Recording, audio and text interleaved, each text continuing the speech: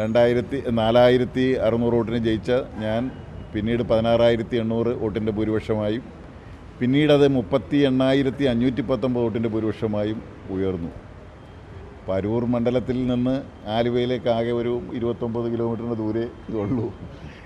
എല്ലാം അരൂര് എന്ന് പറഞ്ഞു കഴിഞ്ഞാൽ അരൂർ ചേർത്തല താലൂക്കൊക്കെ എന്ന് പറഞ്ഞു കഴിഞ്ഞാൽ എല്ലാം ആലുവ പ്രദേശക്കാരാണ് കൂടുതലും. ബന്ധുമിത്രാദികൾ അങ്ങനെ വളരെ അടുത്ത ബന്ധമാണ്. അപ്പോൾ ആ ബന്ധം കൂടുതൽ ഊട്ടിയുറപ്പിക്കുക LDFന് അല്ലാതെ വേറെ മറ്റാരുണ്ട് എന്നുള്ളത് കൊണ്ട് തീർച്ചയായും അത് ഉജ്ജ്വലമായ വിജയമായി മാറും.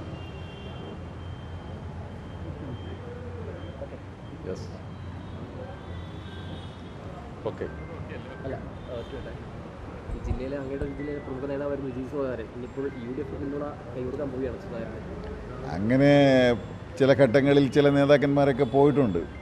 പോയവരെല്ലാം അവസാന കാലം എത്തിയപ്പോഴേക്ക് തിരിച്ച് CPMലേക്ക് വരാൻ ആഗ്രഹം പ്രകടിപ്പിക്കുന്നവരായി മാറി, വന്നവരായി മാറി.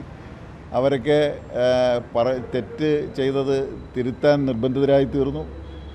അദ്ദേഹത്തിന് സംഭവിച്ച ഏറ്റവും വലിയൊരു എന്താ പറയുക അപജയം എന്നല്ലാതെ വേറൊന്നും എനിക്ക് പറയാനില്ല.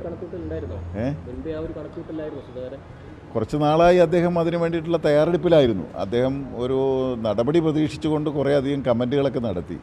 പക്ഷേ അദ്ദേഹത്തെ പോലെയുള്ള ഒരാളെ പരമാവധി അനുനയിപ്പിച്ച് നിർത്താൻ നോക്കി. പക്ഷേ അദ്ദേഹം വളരെ കാൽക്കുലേറ്റഡായിട്ട് അപ്പുറത്ത് നിൽക്കാൻ തീരുമാനിച്ച് തന്നെ ഉറപ്പിച്ചായിരുന്നു അദ്ദേഹത്തിൻ്റെ നീക്കങ്ങൾ. അല്ല, ആലുവയിൽ ഞങ്ങളിപ്പോൾ ഏറ്റവും കരുത്തനായ സ്ഥാനാർത്ഥിയാണ് നിർത്തിയിട്ടുള്ളത്. ആരിഫിൻ്റെ പേര് കേട്ടപ്പോൾ തന്നെ കോൺഗ്രസ്സുകാർക്ക് വല്ലാത്ത പ്രയാസമായിക്കാണ്. ആലുവയിൽ വല്ലാത്ത പ്രയാസമായിക്കാണ്. ഒരു സംശയം വേണ്ട, ആരിഫ് ആലുവ തിരിച്ചു പിടിച്ചിരിക്കും. ഏറ്റവും കരുത്തനായ സ്ഥാനാർത്ഥിയെ നിർത്തിയിരിക്കുകയാണ്.